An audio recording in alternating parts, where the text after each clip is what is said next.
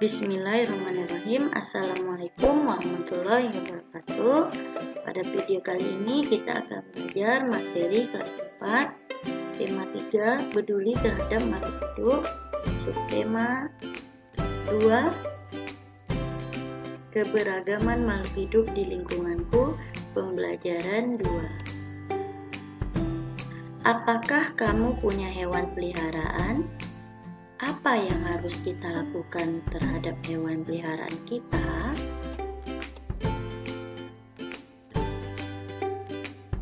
Sudah sejak lama, Dayu ingin punya hewan peliharaan. Dayu ingin memelihara kucing. Dulu ibu berjanji, Dayu boleh memelihara kucing ketika Dayu sudah cukup besar. Kata-kata ibu, Dayu bisa mempunyai hewan peliharaan jika sudah mandiri dan bisa bertanggung jawab. Sekarang, Dayu sudah kelas 4 SD. Senang sekali hatinya ketika suatu hari ibu memberinya izin untuk memelihara seekor kucing. Setiap sore, kucing belang berwarna hitam coklat itu berkeliaran di halaman rumah Dayu. Dayu memberinya nama si Mungil sesuai dengan tubuh mungilnya. Benar kata ibu, ternyata memelihara hewan membutuhkan tanggung jawab.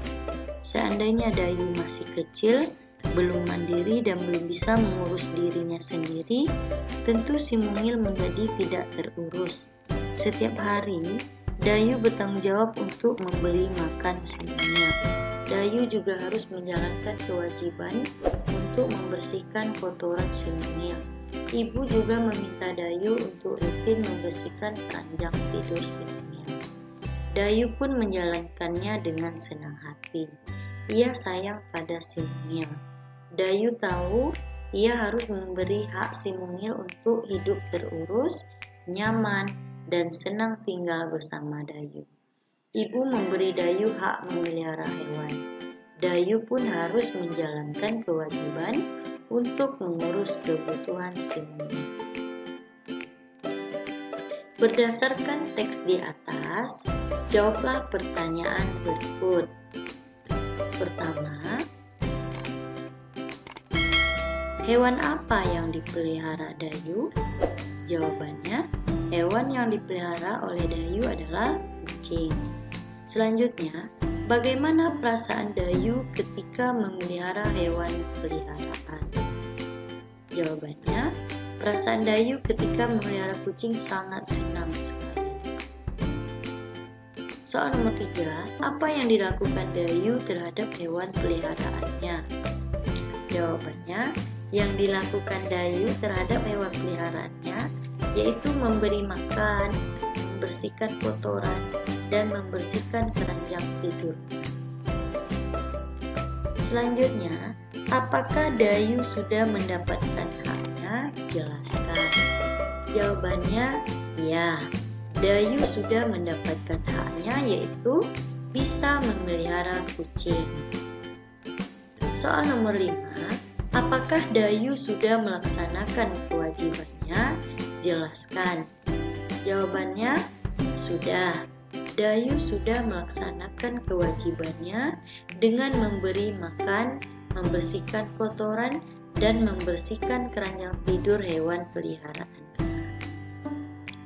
Selanjutnya, apakah Dayu sudah melaksanakan hak dan kewajibannya secara seimbang?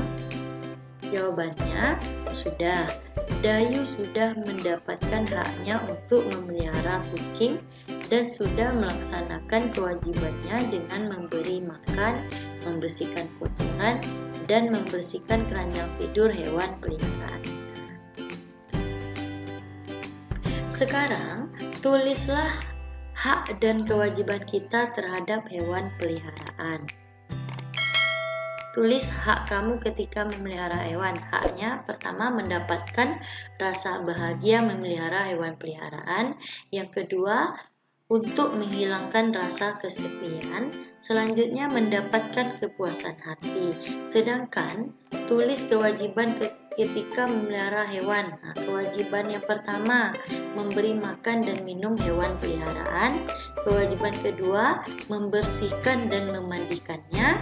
Sedangkan kewajiban ketiga, membersihkan kandangnya dan lain. Tuliskan dampak jika kamu melaksanakan kewajiban terhadap hewan peliharaan. Nah, kewajiban memberi makan dan minum. Dampak bagi hewan, hewan menjadi sehat.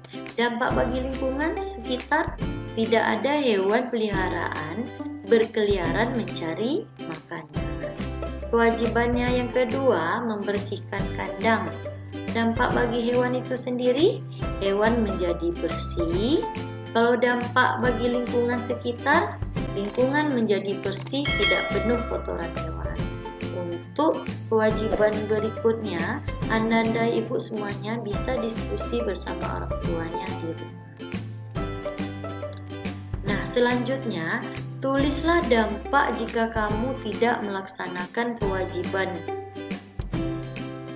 Kewajiban membersihkan kandang. Dampak bagi hewan itu sendiri bagaimana?